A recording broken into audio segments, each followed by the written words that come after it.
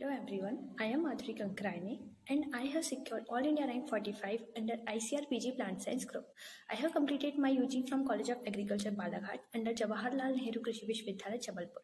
First of all, I would like to convey my thanks to Satyam Sharma sir who gave me this opportunity to share my experience and ideas with upcoming JRF aspirant. पहले अगर हम plant science के syllabus के बारे में देखें तो जो प्लांट साइंस ग्रुप है उसमें मेनली 3 मेजर सब्जेक्ट्स होते हैं जिसमें आता है genetics, plant breeding and plant pathology. As compare to other group जो प्लांट साइंस है उसका सिलेबस काफ़ी ज़्यादा वाइड होता है क्योंकि आपको इसमें 5 से 6 सब्जेक्ट कवर करने होते हैं। तो पहले आपको इसका सिलेबस अच्छे से रीड कर लेना है कि कौन से टॉपिक से कैसे क्वेश्चंस आते हैं। इसके लिए आप लास्ट 3 ईयर के क्वेश्चन पेपर्स को एनालाइज करें, उससे आपको एक बेसिक आइडिया हो जाएगा कि कौन से टॉपिक से आपके कॉन्सेप्चुअल क्वेश्चंस बन सकते हैं, कौन से टॉपिक से आपके मेमोरी बेस्ड क्वेश्चन बन सकते हैं एंड कौन से टॉपिक से आपके न्यूमेरिकल बन सकते हैं। तो इस तरीके से फिर आप एक बार अपने सिलेबस को पढ़िए, उसकी रीडिंग लीजिए, आप एक बार पूरे सिलेबस से गो थ्रू हो जाइए। उसके बाद फिर आप बुक्स प्रेफर करें। अगर मैं बुक्स की बात करूँ तो जो सबसे पहले हम जेनेटिक्स की बुक्स के बारे में देखते हैं, जो मेनली स्टूडेंट्स प्रेफर करते हैं वो होता है fundamental of genetics by BD Singh. तो जब BD सिंह की जो लैंग्वेज थोड़ी टफ होती है एज कम्पेयर टू फुंदन सिंह, आप इसको एक रीडिंग में नहीं समझ सकते, इसलिए आप एक रीडिंग लीजिए, फिर दूसरी रीडिंग लीजिए। जब आप तीसरी रीडिंग लेते रहे BD सिंह की तो तब आप नोट्स बनाते चले, क्योंकि हैंडमेड नोट्स बहुत ज़्यादा इंपॉर्टेंट होते हैं। हैंडमेड नोट्स में आपको समझ में आता है कि कौन सा टॉपिक आपको पढ़ना चाहिए, कौन सा टॉपिक आपके लिए इंपॉर्टेंट है, तो आप जो इंपॉर्टेंट चीज़ें होती है वही अपने नोट्स में मेंशन करते हो। तो हैंडमेड नोट्स जब आप BD सिंह की 1-2 रीडिंग ले उसके बाद फिर आप BD सिंह से हैंडमेड नोट्स बनाना स्टार्ट कर लीजिए। लेकिन अगर आपको डायरेक्टली BD सिंह पढ़ने में प्रॉब्लम हो रही है तो आप सबसे पहले फुंदन सिंह प्रेफर कीजिए। फुंदन सिंह प्रेफर करने से क्या होगा कि आपके कॉन्सेप्ट्स क्लियर हो जाएंगे, क्योंकि फुंदन सिंह में ईजी लैंग्वेज में आपके कॉन्सेप्ट्स क्लियर हो सकते हैं। जब आपको समझ आने लगेगी सारी चीज़ें, आपको इजी लगने लगेगा, तब फिर आप BD सिंह की BD सिंह पढ़िए। तो BD सिंह फिर आपको बहुत अच्छे से आप उसको मेमोराइज कर सकते हो, बहुत अच्छे से आपके कॉन्सेप्ट्स और ज़्यादा क्लियर होंगे, बहुत अच्छे से आप डिटेल स्टडी कर सकते हो BD सिंह में। देन फिर मैंने और एक बुक प्रेफर की थी जो थी genetic made easy. Genetic made easy में क्या होता है कि जो भी BD सिंह के important terms, important topics, important lines जो होती है लाइन टू लाइन आपको एकदम प्रिसाइज फॉर्म में रहती है। क्योंकि BD सिंह की बुक तो आपने देखोगे काफ़ी बड़ी होती है, आप इतना पूरा एक साथ रिविजन नहीं कर सकते। तो रिविजन के लिए जेनेटिक मेड ईजी बहुत ज़्यादा अच्छी है। अगर हम देखें कि जो इंपॉर्टेंट चैप्टर, जो स्टार्टिंग के चैप्टर्स होते हैं जेनेटिक्स में, जिसमें DNA रेप्लिकेशन तक के and DNA replication, transcription and translation तक के, जैन जो लास्ट में मॉलिक्यूलर टेक्निक्स होती है वो वाले चैप्टर्स आपको पढ़ने हैं। और जो उसमें जो लास्ट में टेबल्स दिए होते हैं वो टेबल्स बहुत ज़्यादा इंपॉर्टेंट होता है, आप उसको हर दिन रिवाइज करते जाइए, हर दिन रिवाइज करते जाइए। तो उससे क्या होगा कि वो आपके माइंड में रहेगी चीज़ और उससे क्वेश्चन बनने के चांसेस काफ़ी रहते हैं। अब आते हैं ऑब्जेक्टिव के लिए। तो ऑब्जेक्टिव के लिए जो बुक प्रेफर मैंने की थी वो थी objective by BD Singh and BK Prasad. तो जैसे आप जेनेटिक्स का एक चैप्टर कंप्लीट करेंगे आप उसके क्वेश्चंस लगा लीजिए। तो इससे क्या होगा कि आपको पता रहेगा कि आपके कौन से कॉन्सेप्ट्स क्लियर हैं। जैसे आपके क्वेश्चन सही हो गए तो आपको कॉन्फिडेंस आएगा, अगर क्वेश्चन गलत है तो आपको समझ में आएगा कि आपके कॉन्सेप्ट इसमें क्लियर नहीं है। देन फिर आप उस चीज़ को फिर से रिवाइज करेंगे, क्योंकि जो मतलब ऑब्जेक्टिव की जो बुक है उसमें जितने भी क्वेश्चंस हैं वो BD सिंह की थ्योरी से रिलेटेड क्वेश्चंस रहते हैं उसमें। तो इससे आपकी थ्योरी जो है वो काफ़ी अच्छे से प्रिपेयर हो जाएगी। अब आते हैं हम ब्रीडिंग की बुक के बारे में। तो जो ब्रीडिंग के लिए जो मैंने प्रेफर की थी वो थी BD सिंह, जिसमें जो स्टार्टिंग के चैप्टर्स है वो पढ़ा था। देन जो ब्रीडिंग मेथड्स होती है उसके लिए भी आप BD सिंह को प्रेफर कर सकते हो, क्योंकि उसमें भी काफ़ी अच्छे तरीके से और काफ़ी इजी वे में दिया हुआ है।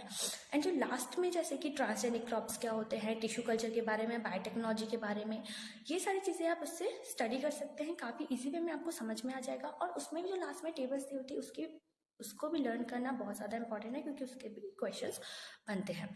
देन फिर आते हैं कि जो भी BD सिंह की बुक है अगर आपको उसमें प्रॉब्लम हो रही है तो आप फुंदन सिंह को पहले प्रेफर कीजिए ब्रीडिंग के लिए भी, देन फिर आप BD सिंह के लिए जा सकते हैं।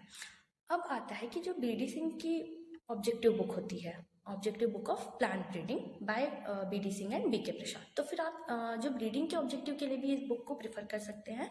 आप एक चैप्टर पढ़िए, देन फिर उसके क्वेश्चन सॉल्व करिए, तो इससे आपके कॉन्सेप्ट्स भी साथ के साथ क्लियर होते जाएंगे। Plant breeding and genetics. उसके बाद जो थर्ड हमारा मेजर सब्जेक्ट होता है वो होता है प्लांट पैथोलॉजी। प्लांट पैथोलॉजी को आप लाइटली नहीं ले सकते, क्योंकि जितना प्लांट ब्रीडिंग और जेनेटिक्स का वेटेज होता है क्वेश्चंस का क्वेश्चन पेपर में, उतना ही प्लांट पैथोलॉजी का भी वेटेज होता है।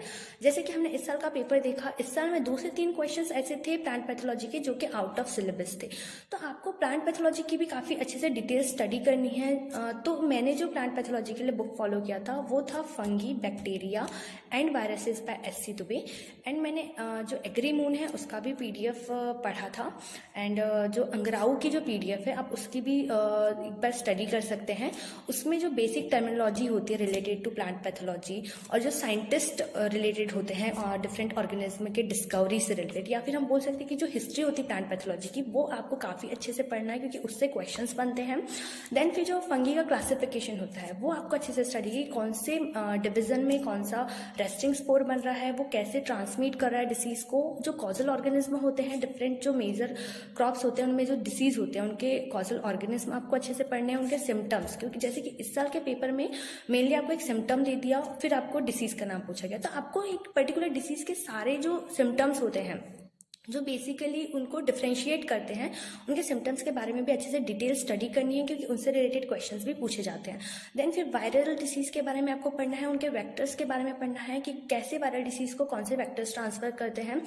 बैक्टीरियल डिसीज़, वायरल डिसीज़ और फंगल डिसीज़, इनके साथ साथ आपको निमेटोड कौन से डिसीज़ कॉज करते हैं उनके बारे में भी आपको पढ़ना है। और जो पैथोलॉजी जो है वो आपको लर्न करने वाली चीज़ें पैथोलॉजी में ज़्यादा होती है, इनमें कॉन्सेप्चुअल चीज़ें कम होती है as compare to genetics and plant breeding. इनमें मेमोराइज करने वाली चीज़ें ज़्यादा होती हैं। तो इसमें आपको एक क्लासिफिकेशन का चार्ट बना लेना है, जो कि आपको अपने रूम के वॉल जहाँ भी आप पढ़ते हैं, जो भी आपका स्टडी टेबल है उसके सामने लगा लीजिए। रोज़ उसका रिविजन करते जाइए, रोज़ आप उसको लर्न करेंगे तो वो आपको इजीली ग्रास्प कर पाएंगे, उसकी चीज़ें आपको इजीली याद हो जाएंगी। फिर जब भी आप क्वेश्चन सॉल्व करोगे तो फिर आप इजीली क्वेश्चंस सॉल्व कर सकते हैं। तो जो पैथोलॉजी है उसको डे बाय डे आपको रिवाइज करते रहना है, डे बाय डे आपको पढ़ते रहना है। पैथोलॉजी को बिल्कुल भी लाइटली नहीं लेना है। Genetics, plant breeding and pathology, ये इन तीनों को आपको बराबर टाइम देना है, तीनों को पढ़ना है और तीनों के क्वेश्चंस सॉल्व करते जाना है। अब आते हैं प्लांट पैथोलॉजी के ऑब्जेक्टिव के लिए। तो प्लांट पैथोलॉजी के ऑब्जेक्टिव के लिए आप जो उत्पल भट्टाचार्य की जो बुक आती है, जिसमें आपको 1 लाइनर क्वेश्चंस भी मिल जाएंगे, आपको उसमें मैथ्स के कॉलम भी मिल जाएंगे, एंड जो और भी कॉन्सेप्चुअल क्वेश्चंस होते हैं या फिर जो मेमोरी बेस्ड वाले क्वेश्चंस होते हैं वो भी आपको जो उत्पल भट्टाचार्य की बुक में मिल जाएंगे। तो ऐसे आप पहले एक टॉपिक कंप्लीट कीजिए, फिर आपके उसके क्वेश्चन सॉल्व करिए, तो इससे आपके कॉन्सेप्ट्स भी क्लियर होते जाएंगे, आपको चीज़ें याद भी होती जाएगी और फिर आप उसके क्वेश्चंस भी साथ के साथ करते जाइए। अब आते हैं सीड साइंस एंड टेक्नोलॉजी। तो सीड साइंस एंड टेक्नोलॉजी के लिए मेनली जो ब्रीडिंग के जो लास्ट चैप्टर्स है, जिसमें कि जेनेटिक प्योरिटी वाला चैप्टर है, आइसोलेशन डिस्टेंस वाला चैप्टर है, वैरायटी रिलीज वाला चैप्टर है, ये सारे चैप्टर्स आप पहले बीडीसी से कवर कर लीजिए। उसके बाद फिर मैंने जो प्रेफर किया था वो था seed science at a glance. तो उसमें सारे जो है लाइन बाय लाइन सारी जो इंपॉर्टेंट चीज़ें हैं वही दी हुई है, तो आप उसको पढ़िए सीड साइंस एंड टेक्नोलॉजी के लिए। और सीड साइंस एंड टेक्नोलॉजी के लिए हम हर साल देखते थे कि मेमोरी बेस्ड क्वेश्चन आते थे, कि हमने टेबल्स लर्न कर ली, जेनेटिक प्योरिटी की टेबल लर्न कर ली, जर्मिनेशन परसेंटेज की टेबल लर्न करनी है, तो वहाँ से क्वेश्चंस बन जाते थे। लेकिन इस साल का जो क्वेश्चन पेपर आया था उसमें आपने देखा होगा कि न्यूमेरिकल वाले भी क्वेश्चंस थे, सीड सैंपल से क्वेश्चन पूछा गया था। तो ये नहीं सोचना है कि हमेशा उससे हमेशा उससे मेमोरी बेस्ड क्वेश्चन आएंगे, उससे न्यूमेरिकल बेस्ड क्वेश्चंस भी आ सकते हैं, कॉन्सेप्चुअल क्वेश्चंस भी आ सकते हैं, असर्शन रीजन भी बन सकते हैं।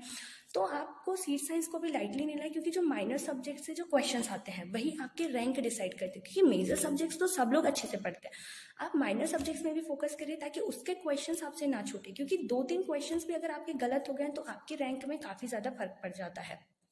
सीड साइंस में भी आप असर्शन रीजन से के लिए जितने क्वेश्चंस बन सकते हैं आप उतनी डिटेल उसकी स्टडी करिए, एंड उससे जो भी कॉन्सेप्चुअल क्वेश्चंस है या न्यूमेरिकल बेस्ड क्वेश्चंस है, मेमोरी बेस्ड क्वेश्चंस है, उसकी आप अच्छे से प्रिपरेशन करें। अब आते हैं माइक्रोबायोलॉजी। तो माइक्रोबायोलॉजी के लिए जो मैंने बुक प्रेफर की थी वो थी तारो एंड कपूर। इसके लिए इसमें आपको स्टार्टिंग के कुछ चैप्टर्स और एंड के कुछ चैप्टर्स ही कवर करने हैं। इसमें मेनली बैक्टीरिया, जैसे archaebacteria, gram negative gram positive bacteria, biogas productions, इन सबसे क्वेश्चंस आते हैं। तो आप एक पेज में सारे टॉपिक्स लिख लीजिए कि माइक्रोबायोलॉजी से किस किस टॉपिक से क्वेश्चंस पूछे जाते हैं। देन फिर उस बुक से आप उन्हीं टॉपिक्स को कवर कीजिए, आप पूरी बुक मत पढ़िए। देन फिर अगर आपको किसी भी टॉपिक में दिक्कत होती है या कोई भी टॉपिक आपको समझ में नहीं आता, तो आप उससे रिलेटेड एक वीडियो लेक्चर देख सकते हैं यूट्यूब पे। अगर आपको ब्रीडिंग या जेनेटिक्स से रिलेटेड किसी में BD सिंह की बुक के चैप्टर्स को कवर करने में दिक्कत आई, तो सत्यम सर जो है वो वीडियो लेक्चर्स अपलोड करते हैं यूट्यूब में, तो आप उनके लेक्चर्स, क्योंकि वो पूरे चैप्टर्स को अच्छे से कवर कराते हैं, तो आप उनका लेक्चर देख के आपको इजीली समझ में आ जाएगी चीज़ें, तो आपको फिर वो पढ़ने में इजी रहेगा बुक्स को।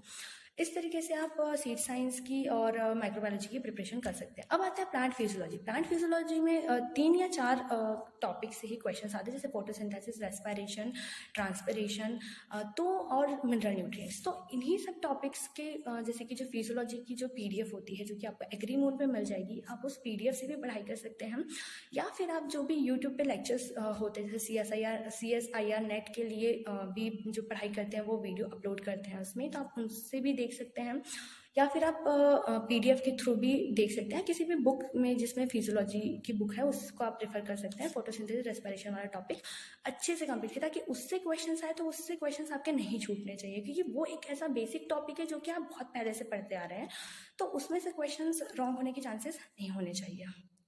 अब हम देखते हैं कि प्रिपरेशन कब से स्टार्ट करें। जैसे कि मैंने प्रिपरेशन अपनी स्टार्ट की थी 3rd ईयर से, मीन्स जून 2021 से मैंने अपनी प्रिपरेशन स्टार्ट की थी। आप उसके पहले से अपनी प्रिपरेशन स्टार्ट कर दीजिए, तो आपको ज़्यादा प्रॉब्लम नहीं होगी। जितनी जल्दी आप अपना प्रिपरेशन स्टार्ट करेंगे, जैसे कि आपने 3rd ईयर के 2nd सेमेस्टर से स्टार्ट कर दी, तो डे बाय डे आप अपना कॉन्सेप्ट क्लियर करते चलिए, क्योंकि हमारा सब्जेक्ट ऐसा, प्लांट साइंस सब्जेक्ट ऐसा है कि इसमें जितने आपके कॉन्सेप्ट्स क्लियर होंगे उतने ज़्यादा आपके क्वेश्चन सही होने के चांसेस रहेंगे। तो जितना टाइम आप दोगे उतना अच्छा रहेगा। आपके कॉन्सेप्ट्स को, बेसिक्स को आप अच्छे से क्लियर करते चलिए। देन फिर आपका जो सिलेबस है वो जनवरी टू फरवरी तक कंप्लीट हो जाना चाहिए। फिर आपके पास 3 महीने तो रिवीजन के लिए बचना ही चाहिए। रिवीजन के लिए, रिवीजन बहुत ज़्यादा इंपॉर्टेंट है। जितना ज़्यादा आप रिवीजन करोगे उतने ज़्यादा आपके क्वेश्चन सही होने के चांसेस रहते हैं। अगर आपने रिवीजन नहीं किया है तो आप कितना भी पढ़ो, आपके क्वेश्चंस गलत होने के चांसेस रहते हैं। देन रिवीजन के साथ साथ आपको मॉक टेस्ट भी लगाने होते हैं, कि रिवीजन तो आप कर रहे हैं, पर आप रिवीजन पढ़ रहे हैं तो क्या चीज़ें आपको वो चीज़ आ रही है या नहीं आ रही, तो इसके लिए आपको मॉक टेस्ट देना बहुत ज़्यादा ज़रूरी है। तो आप मॉक टेस्ट जो है एट द एंड, लास्ट के 1-1.5 महीने तक आप मॉक टेस्ट दीजिए, अच्छे से रिवीजन करिए, तो ये सही होता है। अब जनरल एग्रीकल्चर कर दिए, तो जनरल एग्रीकल्चर ऐसा नहीं कि आप एट द एंड पढ़ेंगे। जनरल एग्रीकल्चर आप साथ साथ 1-1 घंटा आप उसको रोज़ देते रहे, क्योंकि हमने UG डिग्री में तो जनरल एग्रीकल्चर पढ़ ही रहे हैं, तो जो भी जनरल एग्रीकल्चर रिलेटेड टॉपिक है हमारे सिलेबस में, तो वो आप साथ के साथ ही जब मेजर सब्जेक्ट ग्रुप आप कंप्लीट करते रहें, तभी के तभी आप जनरल एग्रीकल्चर के टॉपिक्स भी कवर करते चलिए साथ के साथ। इससे क्या होगा कि आपको एट द एंड बर्डन नहीं आएगा, आप सारे चीज़ें जो है अच्छे से समझते हुए ईजिली कम टाइम में कवर कर सकते हैं। इससे आपको रिविजन में भी हेल्प होगी, और रिविजन के टाइम पे आपके जो शॉर्ट नोट्स आपने बनाए हैं वो बहुत ज़्यादा इंपॉर्टेंट है, और शॉर्ट नोट्स से अपना रिविजन कर सकते हैं। देखते हैं कि ड्यूरिंग एग्जामिनेशन आपको किन चीज़ों का ध्यान रखना है। सबसे पहले कि जो प्लांट साइंस का जो क्वेश्चन पेपर होता है काफ़ी लेंदी होता है, इसमें टाइम मैनेजमेंट बहुत ज़्यादा ज़रूरी है। तो इसमें जो बेसिकली जो क्वेश्चंस 1 लाइनर होते हैं, जो कि एक बार आपने देखा, आपको समझ में आ गया कि हाँ इसमें आंसर है, तो आप वैसे क्वेश्चंस को आप पहले सॉल्व कर लीजिए। देन फिर जो कुछ क्वेश्चंस होते हैं जिनमें बहुत सोचने की ज़रूरत होती है, तो आप उन क्वेश्चन को थोड़ा टाइम दीजिए। देन फिर कुछ 5 to 10 क्वेश्चंस ऐसे होते हैं जो कि और ज़्यादा डिफ़िकल्टी लेवल के होते हैं। आप उन 10 क्वेश्चंस को कैसे सॉल्व करते हैं उससे डिसाइड होती है कि आपकी रैंक या फिर आपके मार्क्स कितने आएंगे, क्योंकि उन 10 क्वेश्चंस में ही जो टॉपर्स होते हैं उनकी रैंक डिसाइड होती है। टाइम मैनेजमेंट जो है, जब आप फ्रिक्वेंटली मॉक टेस्ट देने लगेंगे तो टाइम मैनेजमेंट आपका इजीली हो जाएगा। तो इस तरीके से आपको क्वेश्चन पेपर को सॉल्व करना है। एट द एंड में आप सबको ऑल द बेस्ट कहना चाहूँगी। Wish you the very best for your upcoming JRF examination. Thank you.